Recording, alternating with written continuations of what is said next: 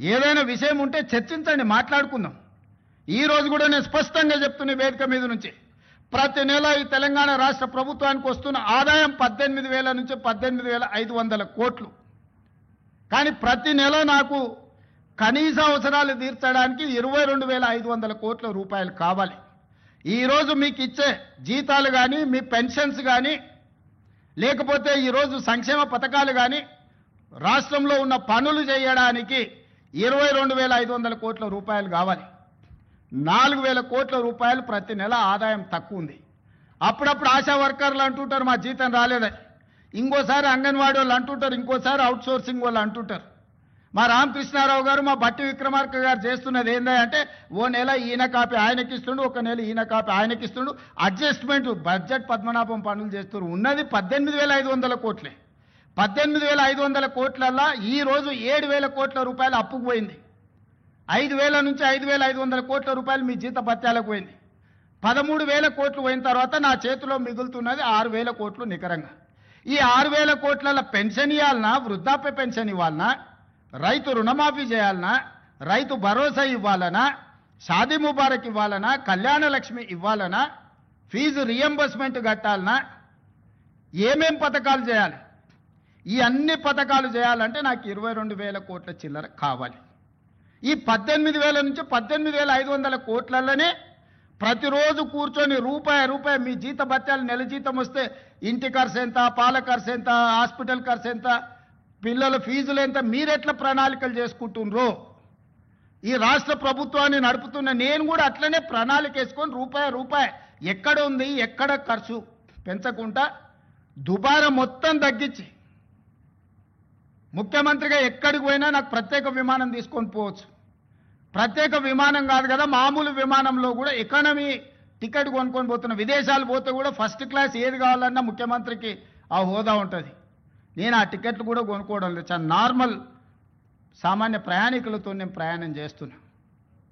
ప్రతి దగ్గర మా ఖర్చులను తగ్గించుకొని నియంత్రించుకొని నేను ఎవరికి చెప్పలే ఈరోజు వరకు. ఎందుకు చెప్పలేదంటే అదేదో చెప్పుకుంటే గొప్పలాగా ఉంటే బాధ్యతగా భావించి దుబారా తగ్గించి ప్రజలకు చేయగలిగింది చేసి ప్రభుత్వ ఉద్యోగస్తులకు మొదటి తారీఖు నాడు జీతం ఇవ్వకపోతే ఆ కుటుంబాలు ఎట్లా నడుస్తాయని నేను ముఖ్యమంత్రి పదవి చేపట్టిన నా నుంచి రామకృష్ణారావు ఏది ఏమైనా అక్కడ సూర్యుడు ఇక్కడ మొలిచినా మొదటి తారీఖు నాడు మన ఉద్యోగస్తులకు జీతాలు ఇవ్వాలని ఈ 16 నెలలు మీకు జీతాలు ఇచ్చిన మీరే కదా ప్రత్యక్ష సాక్షి.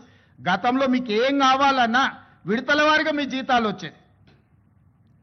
మరి ఇవాళ మీకోసం పనిచేస్తున్నా, ప్రజల కోసం పనిచేస్తున్నా, మీరు వేరు, మీరు మేము అందరం కలిస్తేనే ప్రభుత్వం. నేను స్పష్టంగా ఉద్యోగ సంఘాల నాయకులకు చెప్పదలుచుకున్నా, మీరు వేరే మేము వేరే కాదు. మీరు మేము కలిసి 99% ప్రజలకు మంచి చేయడం కోసం మనం ఇక్కడ ఉన్నాము. మనం సమరం చేయడానికి ఇక్కడ లేం. ప్రజల మీద యుద్ధం చేసిన వాళ్ళు ఎవరు బాగుపడ్డోళ్ళు లేరు. ప్రజలు ఊరుకుంటారా? ప్రజల మీద యుద్ధం చేస్తే ఎవరి మీద యుద్ధం చేస్తారు?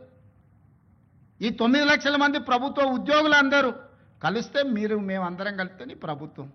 మనందరం కలిసి పనిచేస్తేనే పేదలకు మేలు జరుగుద్ది.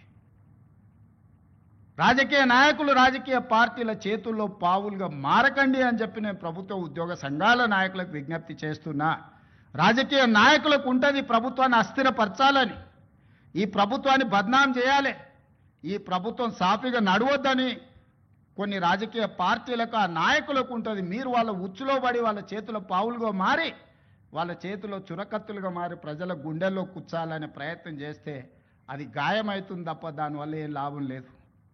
నన్ను కోసినా కూడా 18,500 కోట్ల రూపాయల కంటే ఎక్కువ ఆదాయం లేదు. ఏం చేస్తారా నన్ను చెప్పురు ఉద్యోగ సంఘాల నాయకులను అడుగుతున్నా, ఏం చేస్తారు? నన్ను కోసుకుంటే తింటారా? వండుకొని తింటారా? ఏం చేస్తారు? లేదు, ఉన్నదే 18,500 కోట్లు. ఎట్లా వంచుదామో చెప్పండి. ఏది ఆపమంటారో చెప్పండి. వృద్ధాప్య పెన్షన్లు ఆపమంటారా? ఉచిత కరెంట్ ఆపమంటారా? షాదీ ముబారక్ ఆపమంటారా? ఏ ఆపమంటారో చెప్పండి. ఏది ఆపుతారో ప్రజలకు చెప్పండి. అయ్యా మీది ఆపేసి మేము బోనసులు తీసుకుంటాం, మేము జీతాలు పెంచుకుంటాం, మేము అన్నీ మేము దినంగా మిగిలితేనే మీకు ఇస్తామని రైతు ప్రజలకు చెప్తా అంటే చెప్పండి. బహిరంగ సభ ఏర్పాటు చేద్దాం, 10 లక్షల మందిని చేస్తా. ఉద్యోగ సంఘాల నాయకులు మాట్లాడండి, మేము ఈ చిట్టి ఇచ్చిన ముఖ్యమంత్రికి దీని ప్రకారం పరిపాలన జరుగుతుంది అనేది ఇదొక మార్గం.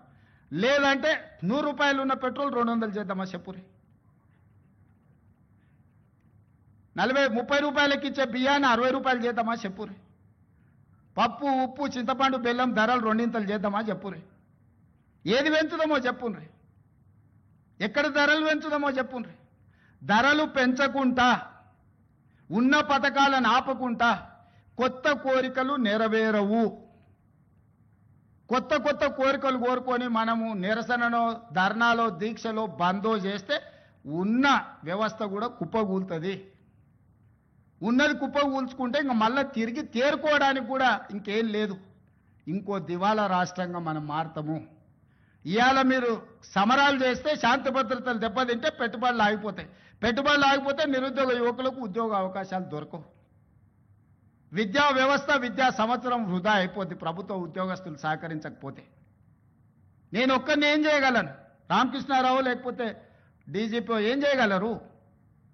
మేము మిమ్మల్ని కొట్టం తిట్టం, ఉన్నది ప్రజలకు వివరిస్తాం. మిత్రులారా, ఉద్యోగ సంఘాల నాయకులే నేను విజ్ఞప్తి చేస్తున్నా. నాకేమున్నది? నేను ₹1 ఇంటికి తీసుకుపోను. నేను మిగతాలాగా కాదు, నాకేం అవసరం లేదు. నల్లమల అడవుల నుంచి ఒక చిన్న గ్రామం నుంచి ఈ రాష్ట్రానికి, తెలంగాణ రాష్ట్రానికి ముఖ్యమంత్రి అయినా ఇది ప్రజలు ఇచ్చిన గొప్ప గౌరవం. బతుకున్నంత కాలం ఈ గౌరవం నిలబెట్టడం కోసమే నేను పనిచేస్తా. నాకు వేరే కోరికలు లేవు, వేరే ఆలోచన లేదు, వేరే ఆదాయం అక్కర్లేదు.